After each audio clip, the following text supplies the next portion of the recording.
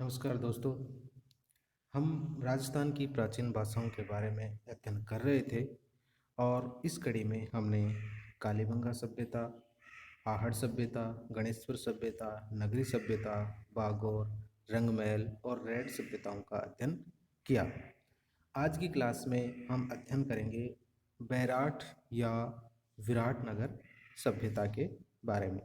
तो चलिए आइए शुरू करते हैं। बैराठ या विराटनगर सभ्यता। बैराठ या विराटनगर सभ्यता का विकास जो है वो बाणगंगा नदी के किनारे हुआ, जिसको अर्जुन की गंगा भी कहते हैं। यह जयपुर के विराटनगर तहसील में स्थित है। ये जयपुर के उत्तर पूर्व में विराटनगर एक तहसील है, तहसील मुख्यालय है। वहाँ पर ये सभ्यता स्थल स्थित है। बैराठ का जो प्राचीन काल में मत्स्य जनपद की राजधानी थी। बैराठ प्राचीन काल में मत्स्य जनपद की राजधानी थी और प्राचीन काल में इसको विराटपुर भी बोला जाता था। पर्वतीय कंदराओं, गुफाओं एवं वन्य प्राणियों वाला ये बैराठ क्षेत्र प्रागैतिहासिक काल का जो मानव था उसके आकर्षण का केंद्र था। महाभारत काल के पांडवों ने अज्ञातवास का अंतिम वर्ष छद्म वेश में विराटनगर के राजा विराट की सेवा में व्यतीत किया था। बैराठ सभ्यता की सर्वप्रथम खोज व उत्खनन कार्य 1936-37 में दयाराम साहनी द्वारा किया गया था। याद रखना है दोस्तों, दयाराम साहनी द्वारा 1936-37 में इसका उत्खनन कार्य किया गया।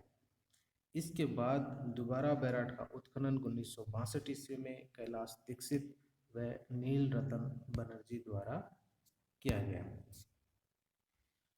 महाराजा राम सिंह के शासनकाल में किलेदार कीताजी खंगरोत ने उत्खनन के दौरान एक स्वर्ण कलश प्राप्त किया, जिसमें महात्मा बुद्ध की अस्थियों के अवशेष थे। ये एक बहुत ही इम्पोर्टेंट फैक्ट है दोस्तों, जो कई बार परीक्षाओं में पूछा जाता है।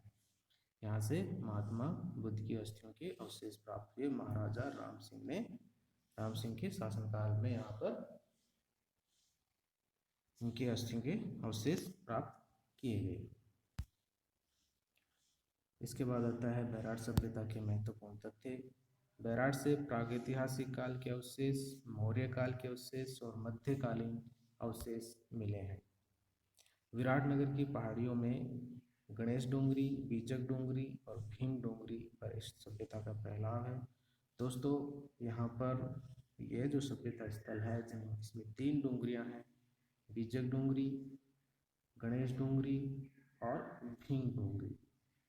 भीम डोंगरी जो है इसका संबंध महाभारत काल से है। यहीं पर भीमताल भी बना हुआ है। इनमें सबसे जो इम्पोर्टेंट है वो है आपकी बीजक डोंगरी। बीजक डोंगरी से ही हमें 2 अवशेष भी शिलालेख भी मिले हैं, जिनके बारे में हम अध्ययन करेंगे। तो विराटनगर की पहाड़ियों में इन 3 जो है बीजक डोंगरी, गणेश डोंगरी तथा भीम डोंगरी पर बैराठ या विराटपुर सभ्यता का फैलाव है। बैराठ स्थल से प्रागैतिहासिक काल के मानव के अवशेष मिले हैं। विराटनगर में प्रागैतिहासिक कालीन हथियारों के निर्माण का एक बहुत बड़ा कारखाना मिला है। प्रागैतिहासिक काल के मानव ने पैपुल टूल प्रकार के पाषाणों का प्रयोग किया था, जिसके अवशेष बैराठ से मिलते हैं। इस प्रकार के उपकरण इस क्षेत्र में स्थित डिंगारिया व भानगढ़ से प्राप्त हुए हैं। इस काल का मानव पूर्णतः प्रकृति जीवी था, मीन्स वो प्रकृति पर पूरी तरह से निर्भर था। इसके बाद आता है बैराठ से 1990 में गणेश बीजक व भीम डोंगरी से चित्रित शैलाश्रियों की खोज की। वहाँ पर जो शैलों पर जो चित्र बने हुए थे, जहाँ शैलाश्रियों मतलब जहाँ पर जो प्राचीन या आदि मानव रहता था वो उनके शैलाश्रय थे। जहाँ वो रहते थे वहीं पर उसको सजावट के रूप में वो वहाँ पर चित्र बनाते थे। उन्हीं को 1990 में खोजा गया। यह चित्रांकन लघु पाषाण काल युग से प्रारंभ होकर दीर्घ काल तक चलता रहा। बैराठ से ताम्रयुग के मर्दभांडों का निर्माण चाक द्वारा किया जाता था। ये पात्र आकर कलर पात्र, दोस्तों याद रखना, यहाँ पर जो पात्र मिले हैं, मर्दभांड मिले हैं, उनको क्या कहा जाता है? आकर कलर पात्र परंपरा के नाम से जाने जाते हैं। इन पात्रों को हाथ लगाने से अलंकरण सिंदूर या गेहुआ रंग लगने लगता है। इन मृत भांडों पर उकेरना विधि द्वारा अलंकरण किया जाता था और ऐसे मृत भांड जोधपुरा एवं गणेश्वर के उत्खनन से भी हमें प्राप्त हुए हैं। आरसी अग्रवाल के अनुसार बैराटवासी अपने ताम्र उपकरणों को तत्कालीन सैंधव केंद्र को निर्यात किया करते थे। अब हम इनके जो 2 शिलालेख प्राप्त हुए हैं उनके बारे में बात करते हैं। बैराट की बीजक की फाड़ी से 1837 में कैप्टन बर्ट ने सम्राट अशोक के भाब्रू शिलालेख की खोज की। दोस्तों ये बहुत ही इम्पोर्टेंट फैक्ट है, इसको याद करना है। 1837 में भाब्रू शिलालेख की खोज की। इसको कैप्टन बर्ट या कैप्टन रॉबर्ट भी कहा जाता है। ये जो भाब्रू शिलालेख है ये ब्राह्मी लिपि में लिखा हुआ है और इस पर उल्लेख है, इस पर उकेरा हुआ है बुद्ध, संघ और धम्म। धम्म, संघ, बुद्ध, ये इस पर उकेरा हुआ है। ये बहुत इंपॉर्टेंट फैक्ट है, हमें याद रखना है। इसके बाद भाब्रू शिलालेख को बुद्ध व बौद्ध धर्म में आस्था का अभिलेखीय स्रोत है। भाब्रू शिलालेख पत्थर के पहिए पर ब्राह्मी लिपि में उत्कीर्ण है। इस शिलालेख पर बुद्ध, धम्म व संघ का उल्लेख है।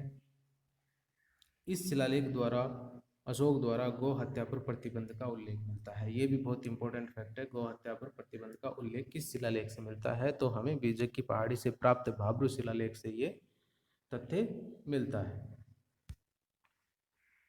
भाब्रू शिलालेख में अशोक को मगध का राजा बताया गया है। भाब्रू शिलालेख को चट्टान से काटकर 1840 में कलकत्ता में एशियाटिक सोसाइटी में रखवा दिया गया। Asiatic Society of Bengal Calcutta संग्रहालय है, उसमें इसको रखवा दिया गया। वर्तमान समय में यह जो शिलालेख है वो राजस्थान में नहीं है, कलकत्ता में एशियाटिक सोसाइटी ऑफ बंगाल में, बंगाल का जो बंगाल कलकत्ता का जो संग्रहालय है उसमें का हुआ है। इसके बाद आता है बैराट की भूम डोंगरी से CL कार्लाइन ने 1871 में संघ लिपि से उत्कीर्ण शिलालेख की खोज की। सिंह लिपि क्या होती है दोस्तों? ब्राह्मी लिपि को और अच्छे तरह से अलंकृत करके उसको कूटनीति में, मतलब और लोगों को समझ में ना आए इस तरह से जो लिखा गया उसको हमने संघ लिपि का नाम दिया। संघ लिपि ब्राह्मी लिपि को अत्यधिक अलंकृत करके गुप्त रूप प्रदान करना कूट लिपि, गुप्त लिपि या संघ लिपि कहा जाता है। विराट सभ्यता की बीजक पहाड़ी से मौर्यकालीन बौद्ध विहार, स्तूप तथा बुद्ध की मथुरा शैली में बनी हुई मूर्ति के अवशेष मिले हैं। दोस्तों ध्यान रखना, यहाँ से बुद्ध की मथुरा शैली में बनी हुई मूर्ति के अवशेष मिले हैं।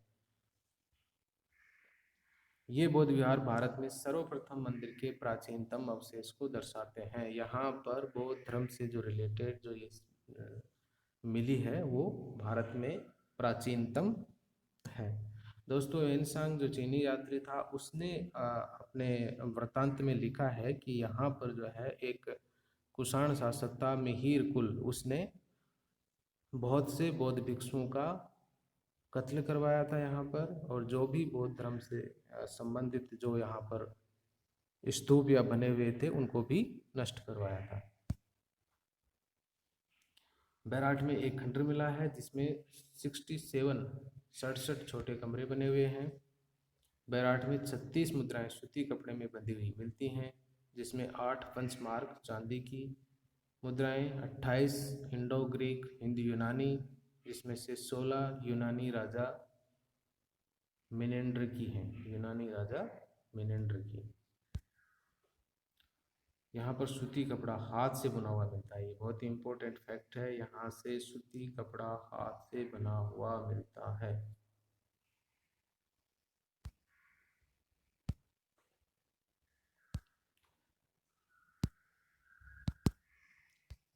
तो दोस्तों ये थी हमारी बैराट सभ्यता, उसके बारे में हमने अध्ययन किया।